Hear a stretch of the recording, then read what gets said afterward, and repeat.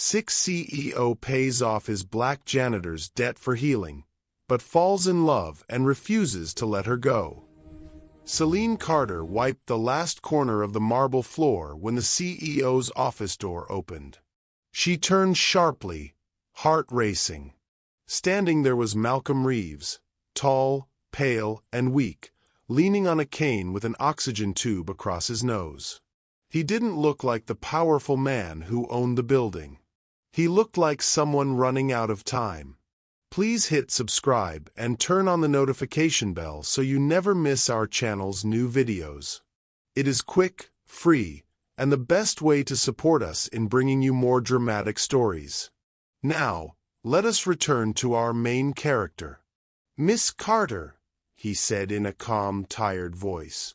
"I hear your mother's hospital is threatening to cut her off." Her mop slipped from her hands.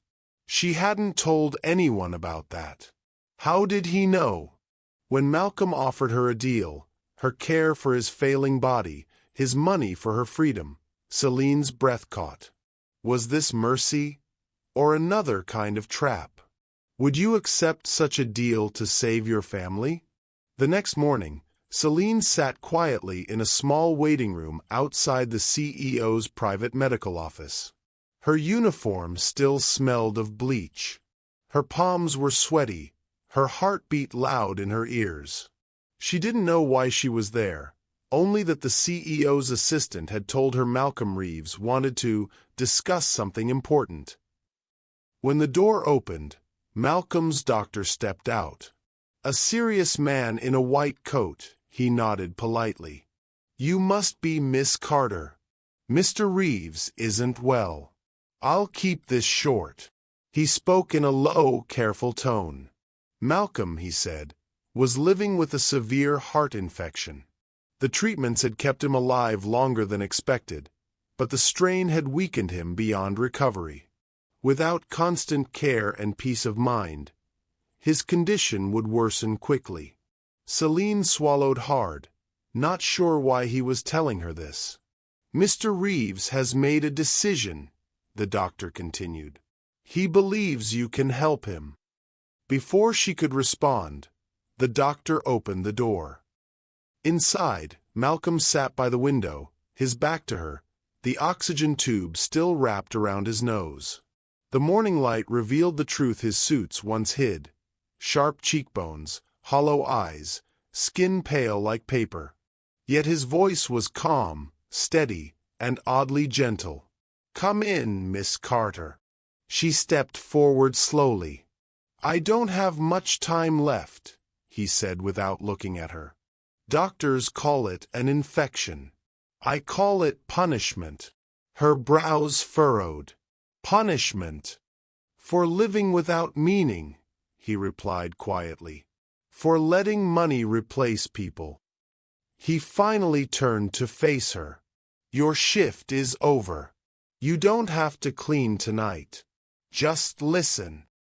He reached for a folder on his desk and handed it to her. "Inside is a contract. I want you to move into my home and take care of me. No hospital staff. No strangers. Just you." Celine hesitated before opening the file. Her eyes widened when she saw the terms. "Your debts gone. Your mother's hospital bills, paid in full. A monthly salary 5 times what you earn here." She looked up sharply. "Why me?" Malcolm leaned back, coughing weakly. "Because you're the only one who looks at me without fear or greed.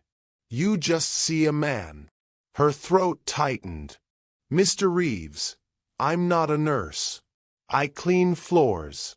I don't belong in your world." He smiled faintly. "Neither do I anymore." The silence between them felt heavy. Celine glanced at the folder again, at the signature line waiting for her name. She thought about her mother, lying in a hospital bed miles away, tubes in her arms and pain in her eyes. She thought about the bills that kept piling up. "Why would you do this?" she asked softly. Malcolm looked at her as if searching for something familiar. "Because helping you might be the only good thing I have left to do." Her hands trembled as she set the folder down. "This is too much. It's survival," he said. "Yours and mine." That night, Celine stood outside the large iron gates of his mansion, a small suitcase by her feet. The house was massive, silent, and cold. The guard let her in without question. The hallways were lined with framed art and mirrors, but everything felt lifeless, like the air itself was holding its breath. A housekeeper greeted her politely, led her upstairs, and showed her to a guest room beside Malcolm's private quarters. Celine looked around. The room was spotless, but it felt like a place made for someone else long ago. The bed was perfectly arranged, the walls bare. On the dresser sat a single framed photo of Malcolm, younger, smiling, his arm around a woman with kind eyes. The woman from his past. Later that evening, she heard his voice through the adjoining door. "Miss Carter." "Yes, sir." "You don't have to call me, sir." "All right, Malcolm." He chuckled softly, his voice tired. "That sounds strange, but I like it." She heard a pause, then, "You'll start in the morning. The doctor will deliver my medication schedule. You'll prepare my meals, keep me company, and make sure I stay alive long enough to finish what I started." Celine frowned. "What's that?" "Finding peace," he said simply. The line went quiet. She sat on her bed, staring at the folder she still carried, her copy of the agreement. Her name was written beneath his in black ink. The deal was done. For the first time in years, her debts were gone. Her mother's hospital had called to say the bills were fully paid, and she could breathe. But as she lay down that night, she couldn't shake the uneasy feeling in her chest. She wasn't sure if she had saved her family, or sold herself to a man who looked like death but spoke like someone trying to borrow time. The first few days inside Malcolm Reeves' mansion felt like walking through a silent storm. Every corner of the house seemed to hold its breath. The nurses and staff spoke in whispers, as if afraid to disturb him. Celine followed his medication schedule, prepared his meals, and tried to keep her distance. But Malcolm's moods changed like the wind. One morning, when she brought him breakfast, he snapped, "You're late." She checked the clock. "It's 7 on the dot, sir." "I said not to call me that," he replied sharply, then looked away. "Just leave the tray." Celine placed the food beside his bed without a word. His eyes followed her, not angry, but hollow. She noticed the untouched pills by his bedside and sighed quietly before leaving the room. Days passed like that. He refused to eat, refused to speak more than a few words. When he did, they often cut deep. "You think because I paid your bills, you can fix me?" he asked one evening as she helped him stand. "No, Malcolm," she said softly. "I think you can fix yourself if you stop fighting everyone who tries to help." Her calm tone disarmed him. He stared at her, lips tightening, but no words came out. After that, he began watching her quietly. She moved around his room with grace, cleaning his medication tray, folding his blankets, opening the curtains each morning so sunlight could reach him. She didn't speak unless necessary, yet her silence wasn't fear. It was patience. One afternoon, she found him sitting in his wheelchair near the window, staring outside. The sunlight washed over his pale face, making him look older, but also strangely peaceful. "You like the quiet?" she asked. He nodded slowly. "It's the only thing that doesn't lie to me." She smiled faintly. "Then I'll keep it quiet for you." From that day, their rhythm changed. She started reading to him, old novels and stories she borrowed from his library. Sometimes he closed his eyes and just listened to her voice. Other times, he interrupted her to argue about the characters. "You're too forgiving," he'd say. "People don't change that easily." "Maybe," she replied, "but I believe they can try." Her words lingered with him long after she left the room. At night, Celine often found herself thinking about how strange it felt to live in a mansion but feel trapped. The house had everything: chandeliers, art, expensive furniture, yet it felt empty. Malcolm's illness had turned the place into a shell. Still, she kept working. She cooked him simple meals, careful not to comment when he pushed the food away. When he couldn't sleep, she sat outside his door, reading under the hallway light. Then one night, the silence broke.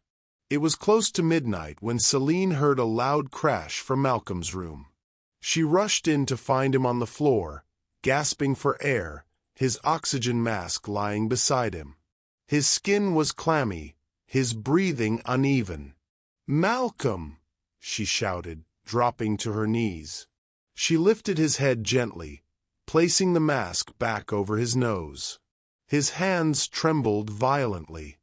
"Don't call anyone," he struggled to say. "You need a doctor," she insisted, her voice shaking. He grabbed her wrist weakly. "Stay, just stay." Celine pressed her other hand over his chest, feeling his heartbeat racing beneath her palm. She sat beside him, whispering words she didn't even realize she was saying, just soft things to keep him calm. Minutes passed. His breathing steadied, his eyes fluttering half open. She stayed there, holding his hand through the night.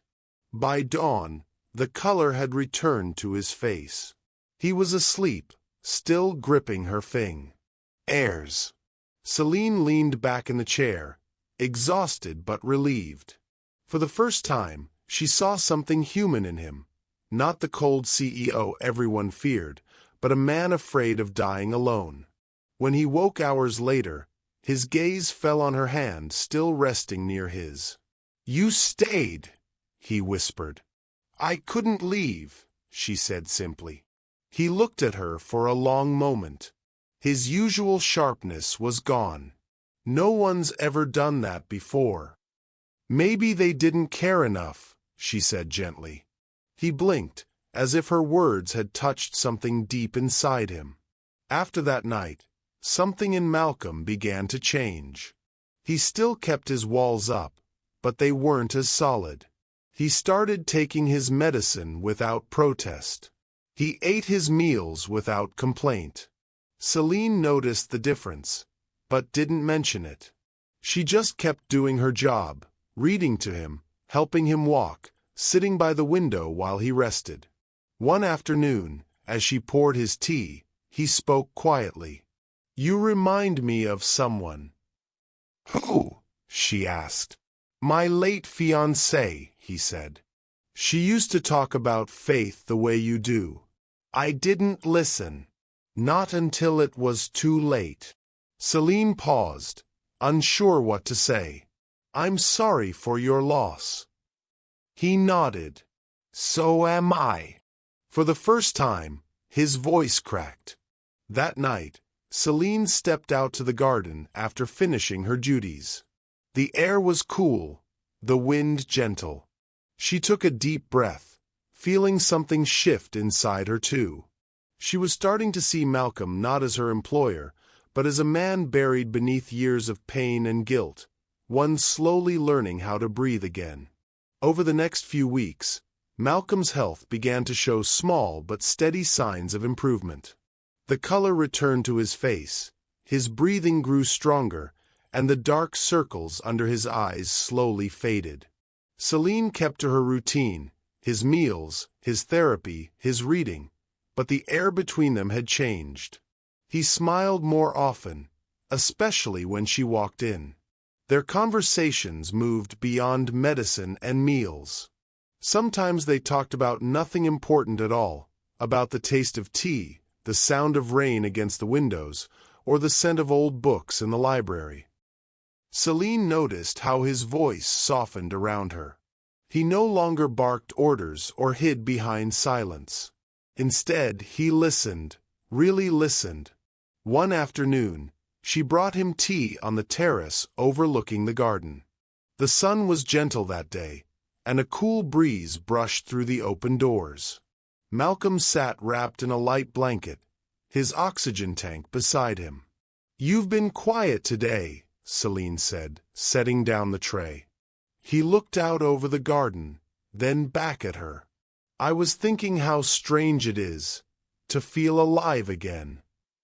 "You are alive," she said. "Not really," he replied with a faint smile. "I'm surviving." "You make that easier." Celine's eyes dropped to the teacup. She wasn't sure how to answer that, so she just nodded and handed him his drink. He studied her for a moment, then asked softly, "You never told me what you wanted to be before all this." She hesitated, then smiled faintly. "A nurse. I almost finished my training, but my father got sick. I had to take care of him." Malcolm's expression softened. "Did he get better?" She looked down. "No. He passed before I could finish school." "I'm sorry," he said quietly. "It's okay," she whispered. "He taught me how to care for people, even when they make it hard." Malcolm's lips curved into a sad smile. "That must be why you haven't given up on me." "I almost did," she admitted. "But you're not as hopeless as you pretend to be." He chuckled, shaking his head. "You really think that?" "Yes," she said firmly. "You just forgot how to let people in." Malcolm went silent. Her words stayed in the air between them, warm and real. For the first time in years, he felt seen, not as a name, not as a CEO, but as a man. Later that evening, she helped him with his physical therapy. His right arm had grown weak from months of inactivity. She rolled up his sleeve and began gently massaging the stiff muscles, counting softly under her breath as she stretched his fingers one by one. He winced at first, then exhaled deeply. "You're good at this." "I had practice," she said quietly. "My father used to get terrible pain in his hands. I learned how to ease it." Malcolm nodded, eyes half closed, his breathing calm. The room was quiet except for the ticking of the clock and the sound of her hands working carefully over his arm. After a few minutes, he spoke again, his voice low. "Do you ever wish your life had gone differently?" Celine paused, still holding his arm. "Every day. But wishing doesn't change anything. I just try to make peace with what I have." He looked at her hand, small, steady, warm against his skin. Something inside him broke open. For months, he'd felt nothing but pain, emptiness, and guilt. But in that moment, he felt something else. Connection. "Celine," he said softly. She looked up. "Yes." He didn't answer. Instead, he reached out with his other hand and gently took hers. His touch was weak but deliberate. For a long second, neither of them moved. Then, without warning, he bent forward and pressed his lips against her hand. Celine froze, caught between confusion and emotion. "Don't," she whispered. "You don't have to do that."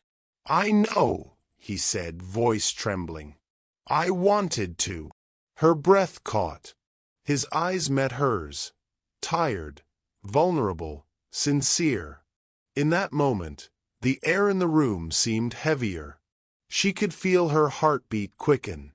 There was no part of this that was professional anymore. It wasn't pity, and it wasn't duty. It was something deeper, something neither of them were ready for. She pulled her hand away gently. You should rest, Malcolm. He nodded, but his gaze stayed on her as she turned off the lamp. When she closed the door behind her, she leaned against the wall, trying to steady her breath. She didn't know what scared her more, the fact that he had touched her like that, or that a part of her hadn't wanted him to stop. That night, she couldn't sleep. Every time she closed her eyes, she saw his face, not as her patient, but as a man desperate for warmth. In his room, Malcolm lay awake too. He could still feel the imprint of her hand in his. For the first time in years, the emptiness inside him felt smaller. He whispered to himself, "She's healing me in ways no medicine ever could." Neither of them knew it yet, but that simple touch had changed everything. It was no longer just about survival, it was about something far more dangerous: the need to be loved. Malcolm's health continued to improve in the weeks that followed. His steps grew steadier, his voice stronger, and the sharp pain that once crippled him began to fade. The staff noticed the change but said nothing. They knew it had little to do with medicine and everything to do with the quiet woman who moved through the mansion with grace and calm. Celine's days fell into a rhythm. Morning walks through the garden, preparing his meals, helping with his therapy, and reading to him by the fire. Sometimes they even shared jokes. He had begun to laugh again, a low, rough sound, but real. But beneath that comfort, Celine sensed something different in him, a closeness that felt both protective and possessive. One evening, as she folded his blanket, Malcolm said, "You don't have to go back to your old life when this contract ends." She smiled lightly, not looking up. "I don't have much of a life to go back to, Malcolm." He watched her for a moment. "Then stay here. I can give you more than any job ever will." Her hands paused. "I didn't come for more. I came because you needed help." He nodded slowly, hiding his disappointment. "Right. Just help." Days later, Celine received a call from the hospital. Her mother's condition had improved dramatically, and the bills had been paid months in advance. Relief flooded her chest. She couldn't wait to tell Malcolm the good news. That evening, she found him in his study, reading. "Malcolm, I just got off the phone with the hospital. They said you've paid for everything. All of it." He looked up from his book, expression unreadable. "Of course. That was part of the agreement." "I know," she said carefully, "but they mentioned something else, that my student loans and other debts were transferred to your company's name." Malcolm's eyes flickered. "I took care of them. You don't have to worry anymore." Her stomach tightened. "What do you mean you took care of them?" "You own them now." He stood slowly, adjusting his robe. "Celine, relax. It's just a formality. You're safe now. You never have to struggle again." She stared at him in disbelief. "You made me your employee and your debtor at the same time?"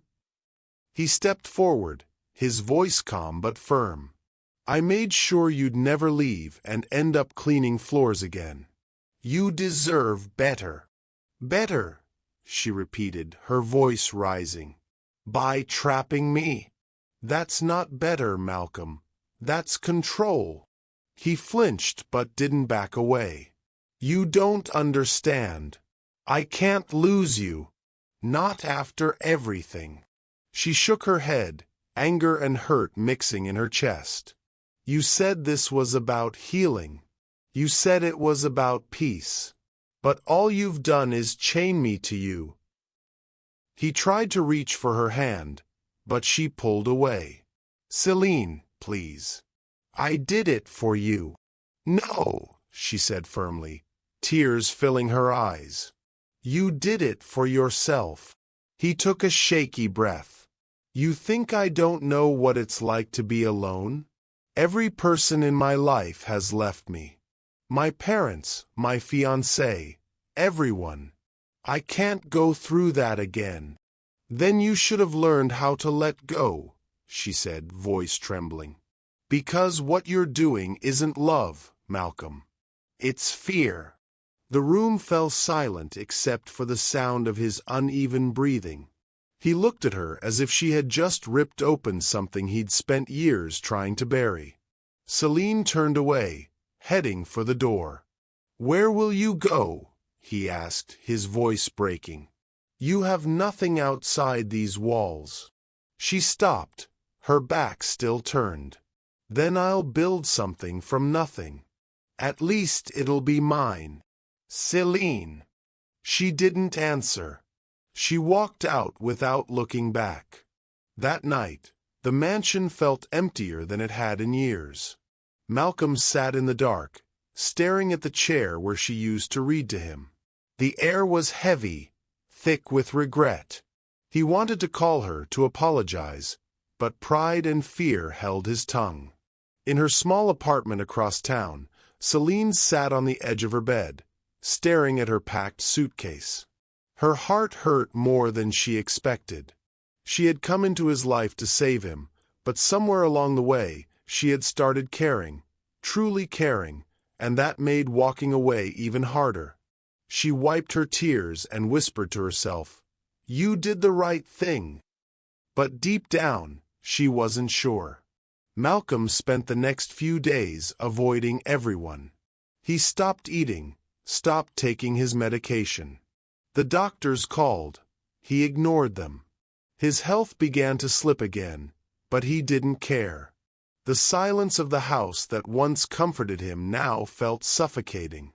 Everywhere he looked, he saw her, the cup she used for tea, the book she left half-read, the folded blanket she always straightened before bed. One night, he went into her old room. The scent of her lotion still lingered faintly in the air. On the dresser, he found a note she had forgotten to take, a small piece of paper with her handwriting. Healing isn't control. It's choosing to care without owning. Malcolm sank to his knees, the paper trembling in his hand. For the first time, he realized how far he had fallen, from gratitude to obsession, from love to possession. He had pushed away the only person who saw him as more than a sick man. As the rain tapped softly against the windows, he whispered her name into the quiet. Celine. But she was gone. Bottom of form. Months passed since Celine walked out of Malcolm Reeves' mansion. She had found work as an aide at a small community clinic downtown. The job paid little, but it was honest. She rented a modest apartment close to her mother's hospital and spent her evenings reading by the window, trying to forget the man she once cared for. But forgetting him wasn't easy. His voice still echoed in her memory, the way he said her name like a promise, the way he looked at her as if she was the only thing keeping him alive. Still, she told herself it was over. He was part of her past. Until one rainy afternoon, when her phone rang. "Is this Miss Celine Carter?" a woman's voice asked. "This is St. Augustine Medical. We need you to come in. It's Mr. Reeves. He's asked for you." Celine's breath caught. "Malcolm." "Yes. He's in critical condition. He collapsed at his estate early this morning." For a moment, she couldn't move. Every part of her wanted to ignore the call, to say it wasn't her problem anymore. But her heart wouldn't let her. By the time she reached the hospital, the hallway outside the ICU was silent except for the steady beep of machines. Through the glass, she saw him, pale, thinner than she remembered, tubes running from his arms, his chest rising weakly with every breath. He looked smaller now, fragile in a way she had never seen before. The nurse led her inside. "He's been asking for you since he woke up. Please keep it calm. He shouldn't be under stress." Celine stepped closer to the bed. "Malcolm." His eyes opened slowly. When he saw her, his lips curved into a faint, tired smile. "You came." "I shouldn't have," she whispered. "I know," he said softly. "But you did." She stood by his bedside, unsure of what to say. His skin was cold, his voice weak, but his eyes were clearer than she remembered. "I heard about your clinic," he murmured. "I knew you'd do something good." She blinked back tears. "You shouldn't be talking. You need rest." "I need to say this," he replied, coughing lightly, "before it's too late." He reached for her hand, his grip trembling. "The truth is, I wasn't just sick before you came. I was dying long before that, not from infection, but from guilt and loneliness. Everything I built meant nothing. I pushed people away until all I had left was money and pain." She swallowed hard. "Malcolm, you don't have to." "I do," he interrupted gently. "Because you were the first person who looked at me and saw more than a disease or a paycheck. You made me want to live again. But I didn't know how to love without holding on too tight. That's why I hurt you." Celine's heart twisted. Hearing him say the words she had longed for didn't make it easier. It only made the ache deeper. She sat down beside him, her voice soft but steady. "You didn't just hurt me, Malcolm. You hurt yourself too. You tried to buy love when all you needed to do was give it."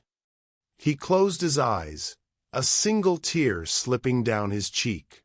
"I know. I see that now. And I'd take it all back if I could." The machines beside him beeped quietly, steady but weak. Celine wiped the tear from his face. "You need to focus on getting better." He opened his eyes again, gazing at her as if she was the last bit of light in a dark room. "Will you stay? Just for a while?" She hesitated. The last time she stayed, she lost herself in him. But as she looked at the man lying helpless before her, she knew she couldn't walk away. "Only until you're strong enough," she said softly. "After that, you're on your own." He gave a faint nod. "That's fair." Hours passed. She sat in silence, watching him drift in and out of sleep. Every so often, he murmured her name, like a prayer he was afraid to stop saying. When the nurse returned to check his vitals, she said, "He's lucky you came. He's been fighting harder since you walked in." Celine looked down at him, her expression unreadable. "He's stronger than he thinks." That night, she didn't leave the hospital. She stayed in the chair beside his bed, holding his hand as the monitors beeped steadily. It felt like the first night they met all over again. Him broken, her afraid, both caught between duty and something deeper neither could explain. But this time, she wasn't there because of a contract. She was there because she wanted closure, for both of them. As the lights dimmed and the hospital settled into silence, Malcolm stirred again. His voice was weak but clear. "Celine." "Yes." "If I don't make it," he paused to catch his breath, "I want you to know, meeting you was the only time my heart ever worked right." She squeezed his hand gently. "You're not going anywhere, Malcolm." He gave a tired smile. "You always did believe in miracles." Celine looked at him quietly, her chest tightening. Maybe this time, she thought, the miracle wouldn't be survival. Maybe it would be forgiveness. Celine stayed. She told herself it was temporary, just until Malcolm was strong enough to stand again. But she made one thing clear from the start. "If I stay," she said firmly, standing by his bedside, "it's as your nurse. Nothing more." Malcolm nodded slowly. Understood. He didn't argue. He didn't beg. For once, he respected her boundary. And that was new. The following days moved quietly. Celine followed the doctor's instructions, monitoring his vitals, helping him eat, making sure he took his medication. The hospital staff had grown used to her presence. She blended into the rhythm of his recovery, but never crossed the line she drew. At night, when the halls were silent and the machines hummed softly, Malcolm often asked her to stay a little longer, just to talk. He didn't demand or command. He simply asked. So she did. Their conversations began cautiously, about small things, the sound of rain outside, the nurse's jokes, the taste of hospital food. But slowly, they began to talk about what truly mattered. One night, Malcolm stared at the ceiling, his voice barely above a whisper. "Do you know why I never talk about my fiancée?" Celine glanced up from her chair. "No. I killed her," he said quietly. "Not directly, but it might as well have been me." Celine's chest tightened. "What do you mean?" He took a deep breath. "Her name was Emma. She was everything good I never deserved. She used to beg me to take breaks from work, to spend time with her, to live. But I didn't listen. I kept choosing the company over her. One night, she was driving to meet me at the office. It was raining. She lost control of the car. His voice broke. By the time I got to the hospital, she was gone. I never said goodbye." Celine didn't speak for a long time. Then she said softly, "You've been carrying that weight for years." He nodded, his eyes glistening. "And I thought money could fix the hole it left. I thought if I built enough, bought enough, controlled enough, I could forget. But all I did was bury myself deeper." Celine leaned forward, her tone gentle. "You can't erase pain by owning everything around it. You face it by admitting it." He smiled gently. "Not everything. Just the part of me that used to be afraid of being alone." Tears filled her eyes before she could stop them. She tried to speak, but the words wouldn't come. Malcolm looked at her quietly. "You don't owe me forgiveness. But I needed to do this, to make sure that if you ever walk through that door again, it's because your heart brought you here, not a contract." Celine folded the papers carefully and placed them back on the desk. "You finally learned how to let go." He nodded. "And it hurts more than I thought it would." She managed a small smile. "That's how you know it's real." He laughed softly, a sound filled with peace rather than pride. "I guess it is." They sat in silence for a moment, both knowing this was goodbye, at least for now. When Celine stood to leave, Malcolm didn't try to stop her. He simply rose to his feet and said, "Thank you for teaching me how to live." She hesitated at the doorway, glancing back. "Goodbye, Malcolm." "Goodbye, Celine." Her footsteps echoed down the marble hallway until the sound disappeared completely. For the first time in years, Malcolm was alone, truly alone, but the loneliness didn't crush him this time. It felt like space. Space to breathe, to start again, to be better. Days turned into weeks. He kept busy with therapy and the house renovations he had once postponed. The staff often found him painting in the mornings, reading in the afternoons, and tending to the garden in the evenings. But every quiet moment carried her memory. The way she laughed softly when he made clumsy jokes, the way she adjusted his blanket before leaving his room, the way she looked at him like he was human again. Her absence lingered, but it wasn't a wound anymore. It was a reminder of what he had learned. One afternoon, Malcolm was in the garden, working on a canvas. He had taken up painting to keep his mind at peace. The brush in his hand moved slowly, carefully tracing the outline of white lilies, Celine's favorite flower. The gates opened softly in the distance, but he didn't turn around right away. It was probably the gardener or a delivery. Then he heard a familiar voice. "You still paint too seriously." He froze. The brush slipped from his hand. When he turned, Celine stood a few feet away, dressed simply, her hair tied back, a small smile on her face. He didn't speak at first. He just looked at her, making sure she was real. "You came back. I told you I might," she said gently. "I just needed time to believe it was really my choice." He exhaled shakily, emotion flooding his voice. "It always was." She walked closer, stopping beside the easel. "Lilies," she said, nodding toward the canvas. "You remembered." "I never forgot," he said. For a long moment, they stood together, the quiet between them no longer tense, just peaceful. Celine smiled. "You've changed." "I had to," he said. "Otherwise, I wouldn't deserve to stand here." Her smile deepened. "Maybe now you do." He took a slow step closer. "Are you staying?" She met his eyes, calm and certain. "Not as your nurse. Not as your debt. As myself." Malcolm's chest rose and fell with quiet relief. "That's all I ever wanted." Celine nodded once, her gaze soft. "Good. Then let's start there."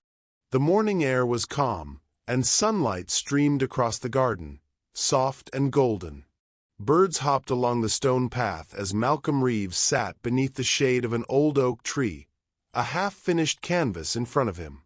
His brush moved slowly, tracing the final details of a white lily, Celine's favorite flower. He no longer needed an oxygen tank or medication reminders. His hands were steady now, his breath strong. He had grown thinner but healthier, his posture upright, his expression peaceful. The man who once lived in pain and power was gone. What remained was quiet, human, alive. The gates creaked open behind him. Footsteps crunched over the gravel. He didn't need to turn around to know who it was. "You're early," he said, his voice calm but filled with warmth. "I couldn't stay away," Celine replied, walking toward him. He turned to face her. She wore a simple cream blouse and jeans, her hair pulled back, her face calm and bright. She looked different, freer. But to him, she was exactly as he remembered, the person who had pulled him back from the edge of himself. He set his brush down gently and stood. "I wasn't sure you'd come today." "I wasn't sure either," she admitted, smiling softly. "But some things don't need planning." They stood facing each other for a long moment, letting the quiet say what words couldn't. No contracts. No conditions. No more fear. Just two people, once broken, now whole in their own ways. Malcolm looked at the painting, then at her. "I still can't get the petals right." Celine stepped closer and studied the canvas. "They're perfect," she said. He smiled faintly. "You used to say that about my cooking." "You've improved at both," she teased. He chuckled quietly, then lowered his gaze. "Do you know what I used to think about while I was recovering?" She shook her head. "I thought about all the ways I tried to control everything. My company, my life, even you. I thought that if I could hold on tight enough, nothing would leave me." He paused, his eyes meeting hers. "But it turns out healing doesn't come from control. It comes from surrender." Celine nodded slowly. "You finally learned to let life happen." "I learned it from you," he said softly. They stood side by side, looking at the lilies he had painted, white and open, stretching toward the sun. Malcolm reached for her hand, gently intertwining his fingers with hers. "You healed my body," he said quietly. "But you saved my soul." Celine's eyes softened. "Then let's make sure neither of us forgets what that cost." He nodded, his thumb brushing over her knuckles. "I won't." A breeze moved through the garden, carrying the faint scent of flowers. Celine looked around, the same garden where she had once walked as an employee, burdened and unsure. Now it felt different. It wasn't his space anymore. It was theirs. "You know," she said softly, "I used to think healing meant fixing someone else. But now I think it's about helping each other grow." Malcolm smiled. "That's what you've done for me." She looked at him, then down at their joined hands. "No, Malcolm. That's what we did for each other." They stood there quietly, letting the sun warm their faces. Time felt still, not heavy, not rushing, just right. After a while, Malcolm broke the silence. "Do you ever regret it? Signing that first contract?" Celine took a breath. "Sometimes. But if I hadn't, we wouldn't be here. I wouldn't have learned how strong I could be. And you," she looked up at him, smiling, "you wouldn't have learned that strength isn't control." He nodded. "You're right. Besides," she added lightly, "I think I came out of it with a better deal." "How's that?" he asked. "I got a friend," she said simply. Malcolm's chest tightened with emotion. "If that's all I ever am to you, I'm still grateful." She looked up at him with warmth. "That's all you need to be." He smiled and turned back to the canvas. "Would you like to help me finish it?" Celine laughed softly. "I can't paint."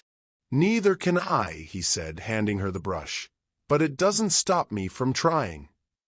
She took it, dipping it gently into the paint. Together, they added small strokes, imperfect but full of meaning. When the last petal was done, Malcolm stepped back, studying it quietly. "It's not perfect," he said. Celine nodded. "Neither are we. That's what makes it real." He looked at her, the light catching the edge of her smile. "You always know what to say."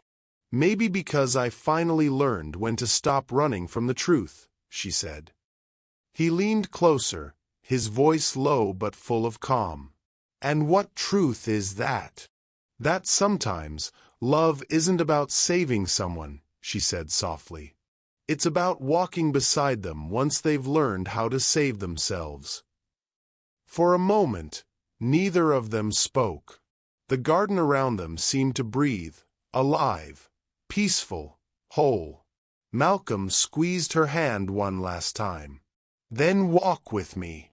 Celine smiled. "Always." The camera of the story would fade on them walking down the garden path. No tension, no contracts, just quiet companionship. The man who once tried to buy love had finally learned how to give it, and the woman who once carried everyone's pain had finally found someone willing to share hers. Their story didn't end with a deal. It ended with understanding. Two hearts learning that freedom, forgiveness, and love are all part of the same healing.